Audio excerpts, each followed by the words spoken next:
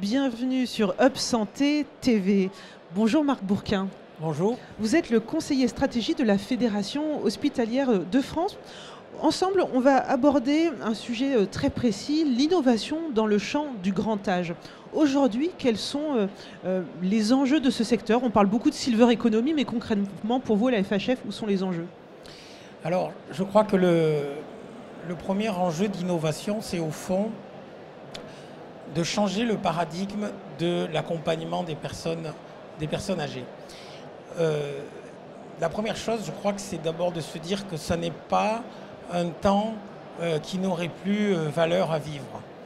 Le grand âge est une période de l'existence qui doit être valorisée comme toutes les autres. C'est vrai que nos sociétés ont eu tendance à le dévaloriser. Il faut reprendre ce regard empathique sur le grand âge. Et ça veut dire, du coup, que dans les accompagnements à mettre en place, parce qu'il ne faut pas nier l'existence de la perte d'autonomie, eh bien, il faut partir des attentes des personnes avant même de partir des questions de soins. Donc ça, c'est la base de tout, si je puis dire. Après, les deuxièmes éléments de l'innovation, c'est au fond ce qu'on pourrait appeler l'innovation organisationnelle. Et pour aller très vite, ce qu'il faut maintenant faire tomber, c'est les barrières entre domicile et établissement pour construire des accompagnements diversifiés qui vont du domicile, on pourrait dire pur, qui est parfois aussi synonyme d'isolement, jusqu'à des hébergements quand ils sont nécessaires, en concevant une palette de services qui harmonieusement d'une part maille le territoire et répondent aux besoins des personnes. Et puis enfin, pour cela, mais seulement une fois qu'on a réussi cela, eh bien, il faut faire toute sa place à l'innovation technologique sur laquelle il y a encore un grand retard. Il y a beaucoup d'innovations qui apparaissent et il faut les mettre au service de ces changements de paradigme et de ce changement organisationnel.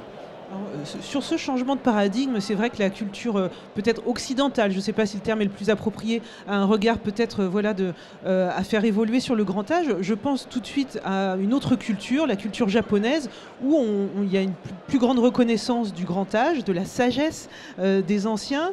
On a un vieillissement de la population encore plus accentué que celui qu'on connaît aujourd'hui en France, et à la fois une place largement plus grande de ces innovations technologiques, digitales, numériques. Est-ce que c'est des choses qui peuvent inspirer l'écosystème français? Alors, non, il y a sûrement de grandes différences. D'abord parce que le Japon a fait de sa phylotechnologie, notamment sur la robotique, une de ses marques de fabrique, de son redressement après la guerre. La deuxième raison, mais vous l'avez évoqué, c'est que le poids du grand âge est beaucoup plus important qu'en France et en Europe. Et le Japon représente à la France ce que sera la France en 2030 ou 2035. Mais il y a effectivement à apprendre. Il ne s'agit pas de transposer, chaque société est différente. Mais si on doit en retenir quelque chose, c'est l'idée que ces nouvelles technologies peuvent être mises au service, non pas d'une déshumanisation, mais bien au contraire, d'un développement de tout ce qui est accompagnement, j'allais dire les yeux dans les yeux, de relationnel, parce que c'est de cela, c'est cela que souhaitent les personnes. Et là-dessus, à la fois pour améliorer la sécurité, pour améliorer la traçabilité des soins, pour permettre d'identifier les chutes, pour permettre aux personnes d'aller et venir plus librement, les nouvelles technologies, une fois qu'elles ont été apprivoisées par les équipes, peuvent être un vecteur important. Et il faut dire une chose très fortement, c'est que si on concevait ces nouvelles technologies comme devant remplacer l'humain, on ferait fausse route. D'abord parce que ça ne marchera pas et parce qu'à ce moment-là, les professionnels, légitimement, pourraient avoir une inquiétude. Mais aujourd'hui, je crois qu'on n'est pas du tout dans ce paradigme-là et qu'il faut, sans peur, mais avec méthode, avancer vers ces nouvelles technologies. Et puis, il y a un aspect financier. Il faut, et la FHF va porter ça, il faut financer ces nouvelles technologies pour qu'elles soient accessibles, pour qu'elles puissent se déployer largement, en baisser les coûts et que, au fond, chaque personne âgée puisse en bénéficier à due proportion. Alors là, on s'est un peu projeté dans le futur en regardant un peu les choses qui étaient devant nous.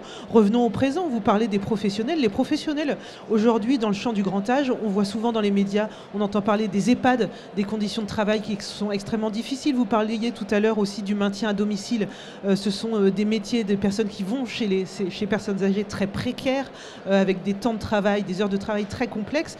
Comment on redonne de l'attractivité à ces métiers qui vont nécessairement, j'imagine, avoir plus de place ? Alors absolument. D'abord, je pense qu'il faut commencer par dire, pardon de cette formule triviale, mais on n'attrape pas les mouches avec du vinaigre. Incontestablement, il y a un sujet de rémunération. On peut le regretter, mais dans une société, la valeur économique qu'on donne à un travail a du sens pour l'ensemble de cette société. Et donc, il faudra que la collectivité se donne les moyens progressivement, ça ne peut pas se faire du jour au lendemain, de revaloriser ces carrières. Et ce n'est pas seulement une question d'argent, c'est aussi une question, je dirais, d'image à donner à ces métiers en valorisant le rôle social justement vis-à-vis des aînés. Et quand on dit au fond on peut juger une société à la manière dont elle traite les plus fragiles, ben, je trouve que ça s'adapte bien. Donc il y a peut-être aussi un discours à avoir, peut-être des campagnes de communication à mener il y a d'autres secteurs qui l'ont fait pour améliorer cette attractivité. Donc la question financière et puis aussi la question de faire émerger de nouveaux métiers qui ne soient pas uniquement centrés sur le soin, qui va rester essentiel, mais qui soient aussi tournés vers les métiers de l'accompagnement, les métiers du lien social. Et ça suppose de créer de véritables filières professionnelles. Et le dernier point, très probablement, c'est qu'il faut construire des carrières avec des perspectives de carrière, avec la valorisation des acquis de l'expérience. Et c'est comme ça qu'on pourra vraiment initier une réelle attractivité des métiers. Tous les pays sont confrontés à cette difficulté, mais certains ont fait des efforts et qui ont porté leurs fruits. Voilà, je pense aux pays scandinaves notamment. Bien, merci beaucoup Marc Bourquin pour ce regard à la fois prospectif mais très ancré dans le présent. Merci.